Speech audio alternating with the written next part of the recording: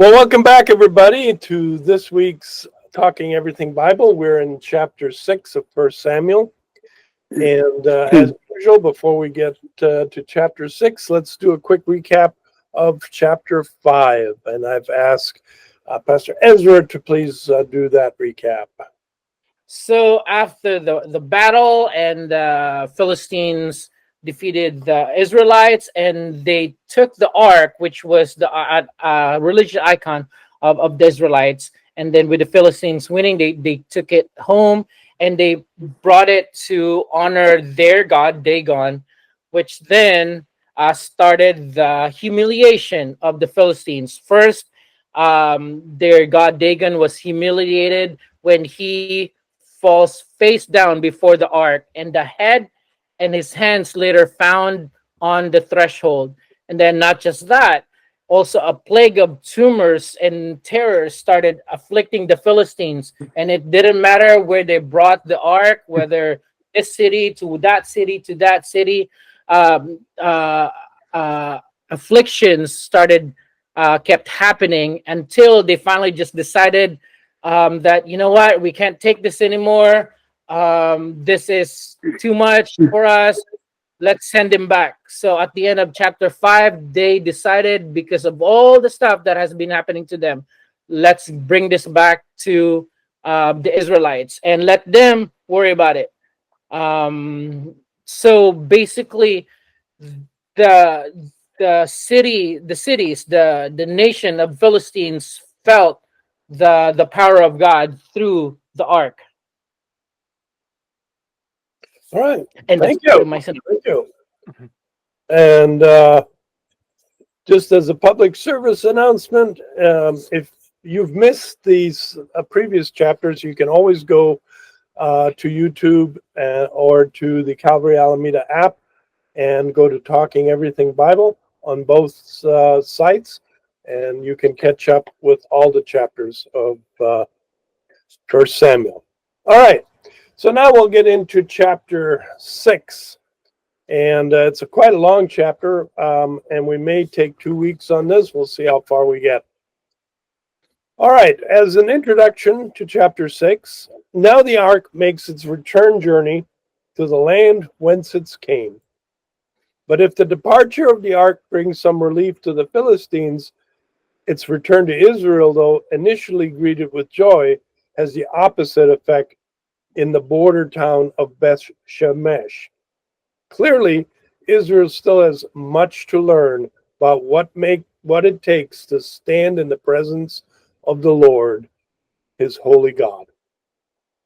This chapter is divided into 2 scenes: the departure of the ark from the Philistines and the arrival of the ark at Beth Shemesh, with a concluding description of how the ark ultimately found its way to Kirath Jearim.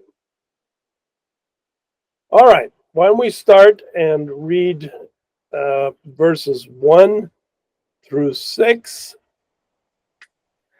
When the ark of the Lord had been in Philistine territory 7 months, the Philistines called for the priests and the diviners and said, "What shall we do with the ark of the Lord? Tell us how we should send it back to its place." They answered, "If you return the ark of the God of Israel, do not send it back to him without a gift. By all means, send a guilt offering to him. Then you will be healed, and you will know why his hand has not been lifted from you." The Philistines asked, "What guilt offering should we send to him?" They replied, 5 gold tumors and 5 gold rats, according to the number of the Philistine rulers, because the same plague has struck both you and your rulers. Make models of the tumors and of the rats that are destroying the country, and give glory to Israel's God. Perhaps he will lift his hand from you and your gods and your land. Why do you harden your hearts as the Egyptians and Pharaoh did? When Israel's God dealt harshly with them, did they not send the Israelites out so they could go on their own way? You know, I bet you 1 gold rat and 1 gold tumor, and I wouldn't have anything to worry about the rest of my life. uh, Interesting offerings, huh? Well, the ark leaves the Philistines. Though the crisp narrative of chapter 5 appropriately conveys the sense that panic spread quickly amongst the Philistines, the actual cause of events took several months, perhaps as many as 7 months. Whatever the precise time frame, the Philistines have clearly had enough, and they call for the priests and the diviners. In the preceding chapter, it was all the rulers of the Philistines who were twice summoned. Here it is the religious personnel. Apparently, the events of chapter 5 convinced the Philistines that resolving their current crisis would require more than political solutions. The twofold advice given by the Philistines priests and the diviners is that in this instance is very sound. First, do not send the ark back to him without a gift. By all means, send a gift offering to him. The guilt offering, in context such as the present one, carries the idea of a sacrifice that compensates for the offense. It is an offering that makes restitution in the hope of the rehabilitation. And in verse 3, it makes it clear the healing of the offender. Then you will be healed and you will know why his hand has not been lifted from you. Now you might think, okay, this is an awful strange offering, okay? To make gold rats and gold tumors. I mean, okay, the rats, that's one thing, but gold tumors, but you have to understand the point here. And the point is not what shape the gold was in. The point was the gold. Okay. And that's what you got to keep in mind here. They were literally bribing the Israelites to take the ark back. And they were saying, and also in a twofold hope, they were also hoping that this affliction that God was putting on them would be healed. Now, there's several implications here about this concerning God and the Philistines. Can you see some of these implications? What do you think? I actually found it remarkable, the insight that these Philistine priests and diviners to say, why do you harden your hearts as the Egyptians and Pharaoh did? They got something really, they got it. I thought this is really insightful of these pagan priests. I thought so too, and I just the fact that they suggested sending a guilt offering, regardless of what the guilt offering was, but that they suggested sending a guilt offering was reminiscent of, obviously not the same thing, but reminiscent of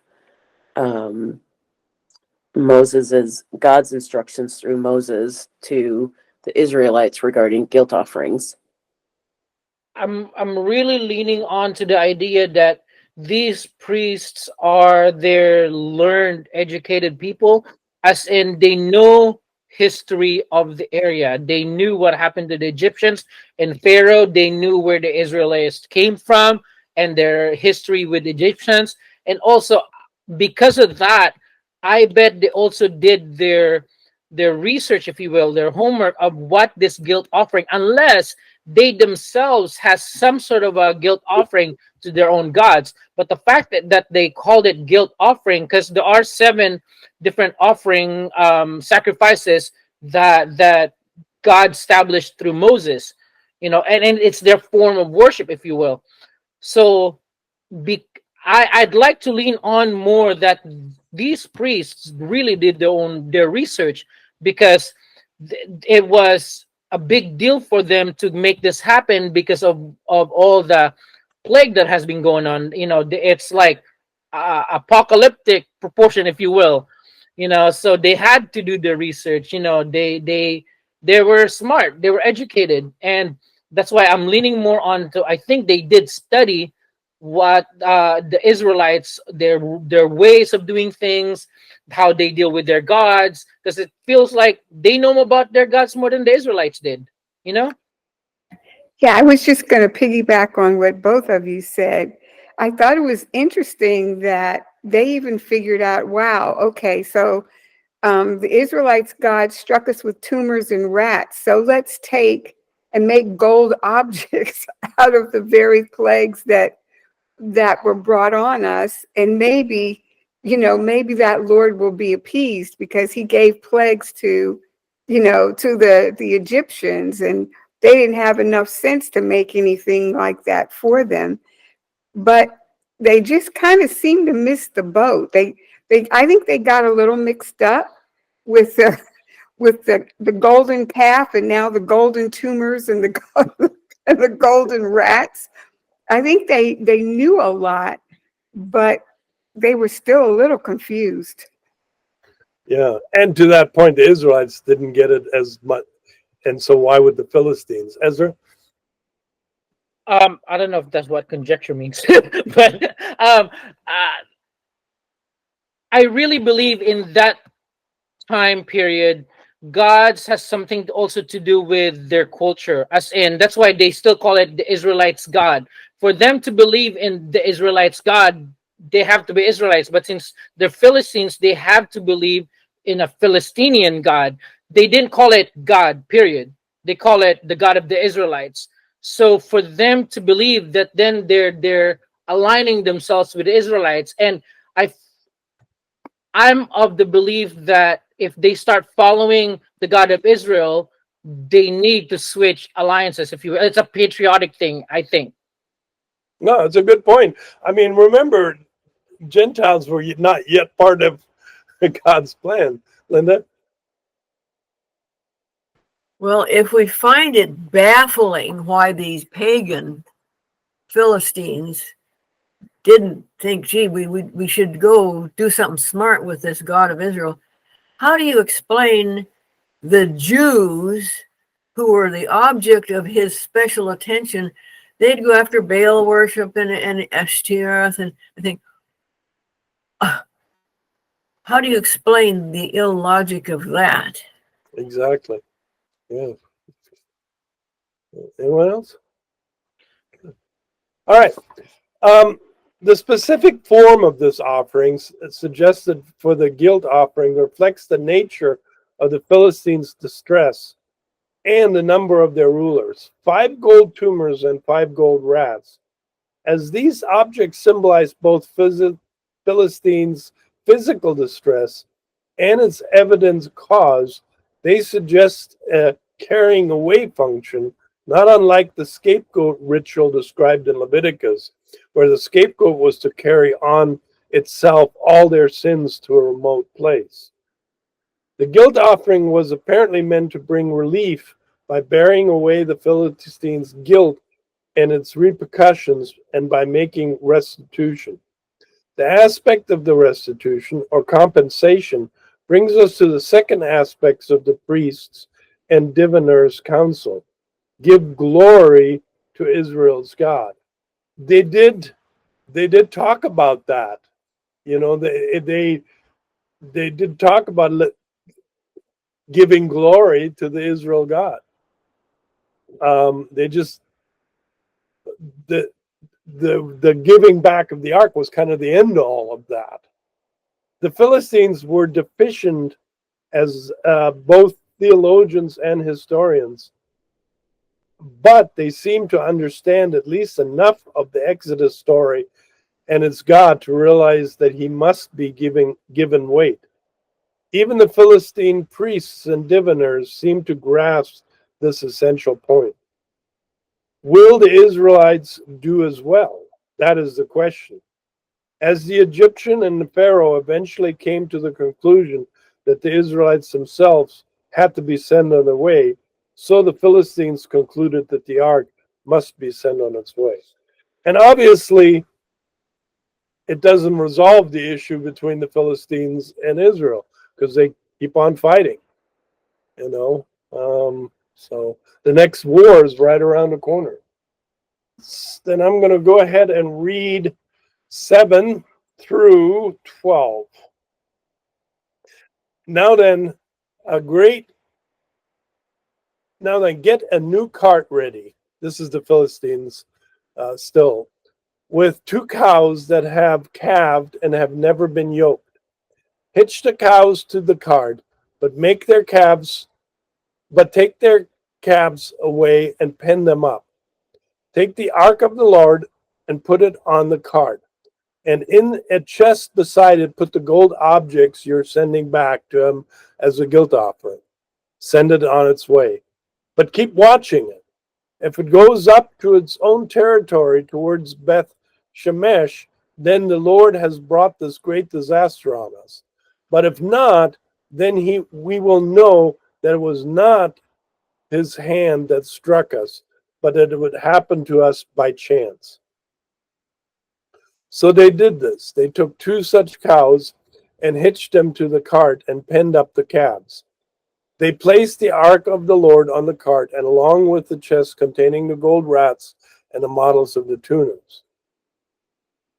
Then the cows went straight up towards Beth Shemesh, keeping on the road and lowing all the way. They did not turn to the right or to the left. The rulers of the Philistines followed them as far as the border of Beth Shemesh. Interesting. This tells us the Philistines still had a lot of doubts, and we're going to do these tests, these elaborate tests. But now is the ark to be returned. The Philistine priests and diviners suggest a procedure involving a new cart and 2 cows that have calved and have never been yoked. The newness of the cart and the inexperience of the cows with the yoke may be intended to assure the ritual purity of the conveyance. That the cows have never been yoked will, of course, make hitching them to the cart a whole lot more difficult, to say nothing of the fact that they have recently calved and that calves are to be taken away from them and penned up. Under normal such conditions, if the cows, against all natural instincts, proceeded towards Beth Shemesh, a border town between Israel and Philistia. Once hitched to the cart, the cows proceeded directly towards the Israelite territory. Not happy, lowing all the way, but not veering in the slightest, keeping on the road, they did not turn to the right or to the left. The unusual amount of the descriptive detail underscores the exceptional and indeed miraculous behavior of the cows. All the while, the rulers of the Philistines followed at a distance, observing as instructed in verse 9, until they reached the border town of Beth-Shemesh. There will be one further notice regarding the rulers of the Philistines in verse 16, but apart from that, we hear nothing more of them. Lesson learned, they returned to Ekron. This elaborate setup had nothing to do with honoring the ark, but was all a elaborate test. They took the most impossible situation. Okay, they took cows that had never pulled or anything. That's not yoked, means they've never pulled a cart. Okay, they've not been trained. They've not worked in the field. They've just been cows to bear calves, and it was unusual to use female cows to pull anything anyway. It was the male cows, the bulls, that would do that. The significance of the cows just having calves is that not only had they not been yoked, but they're not going to want to leave the calves. And if you take the calves away from them, they're going to be ornery. They're not going to want to go anywhere. They're going to not want to cooperate. So you see the miracle behind all this. They made it as difficult as possible, but God said, "Nah, no problem for me." I remember reading a commentary about these cows that were lowing all the way, and the comment was because they'd been separated from their calves. That's why they were lowing. Yeah, it says that. Yeah, exactly. Yeah. They were miserable. Yolanda? I suspect that beyond confirming whether the cows arrived at Beth Shemesh, that part of their impetus for following was that if they didn't, that they could grab their gold tumors. And Yeah, that's an interesting thought.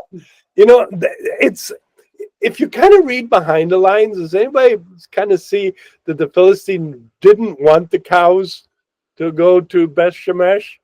That's not.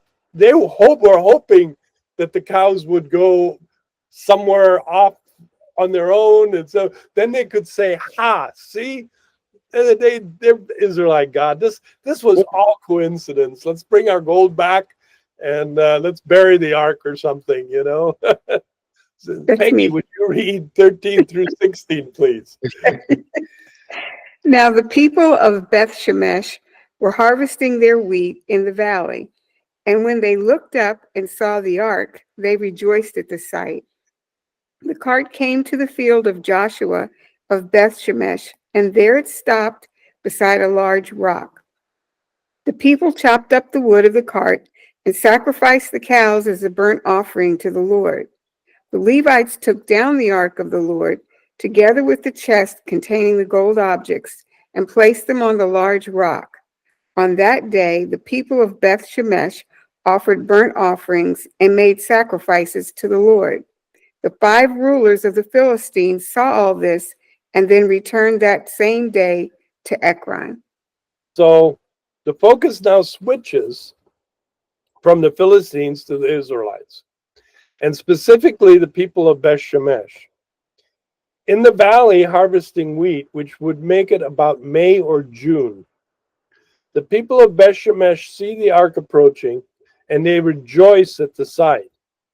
Joshua of Beth Shemesh is mentioned again in verse 18, but otherwise nowhere else in the Old Testament, this particular Joshua, that is.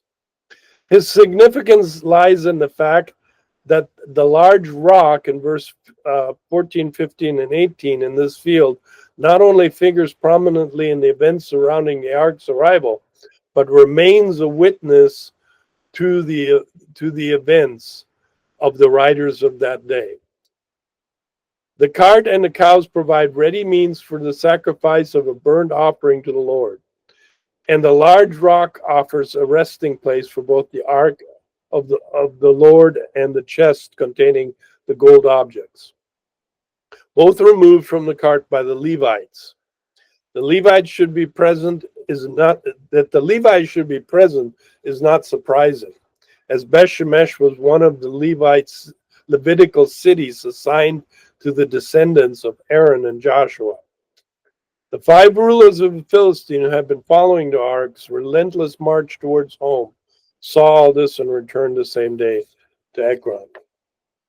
Would have been an interesting sight. Can you imagine being a farmer out in the field, just doing your everyday thing, and you see the Ark of the Covenant coming in a cart with nobody around it coming, it's interesting that none of the gold disappeared. But yeah, you kind of see the knowledge. This kind of gives you a little bit of an insight of the knowledge of the common people around there. They immediately knew what it was. They knew how to respect it. They called the Levites, who were the only ones that are supposed to handle the ark, and the Levites did immediately make an offering to the Lord. There's also, I want to point out here, we're starting to see the Israelites starting to look more towards God. This whole incident has woken up Israel. If we go back to Eli's days, where Israel was kind of still dark, and God's presence was nowhere to be seen. Now that's all shifting, and the people are beginning to recognize, what's happening. Right? Comments? Let's move on to 17 and 18, Jim. I get it. These are the gold tumors the Philistines sent as a guilt offering to the Lord, one each for Ashdod, Gaza, Ashkelon, Gath, and Ekron. And the number of the gold rats was according to the number of Philistines' towns belonging to the 5 rulers, the fortified towns with their country villages. The large rock on which they set the ark of the Lord is a witness to this day in the field of Joshua of Beth Shemesh. In combination with the summary remarks of verse 18, that the large rock in the field of Joshua of Beth Shemesh remains a witness to this day, meaning the day of the writers of this. These 2 verses again suggest an appropriate ending for the episode. But just as noted, this is not to be the case. All right. Closing, we're going to stop there because we're going to go from there right on into 7 because it kind of continues. So next week. But yeah, so this whole story now, any more thoughts or closing thoughts? I had never noticed that detail before, that the gold tumors were for specific towns because they belonged to those rulers, and the rats were a different offering for the specific towns. It's like 2 separate entities there. Why they had separate gold objects. I hadn't noticed that before. Well, this being a guilt offering, this was also in representing the events that had happened to them, and so they were hoping that these offerings would reverse these events in these cities. We read in detail about the city of Gath, where what happened to the people there, and so you had both a tumor and a rat from that city, but other cities you just had tumors, other cities you just had rats. And yeah. Good. How long were I don't know the timeline here. So how long were Israel and the Philistines like enemies? Like, I don't know the timeline between now and when David defeats Goliath and beyond that. I feel like part of me is surprised that after all of this, the Philistines didn't just make a wide berth around the Israelites going forward, having experienced firsthand the power of God. Yeah, and I think, like we mentioned earlier, I think it's quickly forgotten. It is this generation that sees you mentioned Goliath. Mm-hmm. The Battle of David and Goliath is in this generation. Mm-hmm. It is about 60 years later between now and that. So quite a bit of time does, because Samuel is still a young man here, but at the Battle of David and Goliath, Samuel is quite old. He's in his 90s. Mm-hmm. So that gives you the time frame. Okay, so next week we'll finish chapter 6 and get right into chapter 7. They actually run together. The division between chapter 6 and chapter 7 is in the middle of a sentence. So the 2 obviously go together. But just keep in mind, again, if you weren't in one of our earlier sessions, keep in mind this book was all one book. It was not divided till much later by translators. So this is all one continuous story. Okay. All right. Well, thank you guys. Great session, and we'll see everybody next week.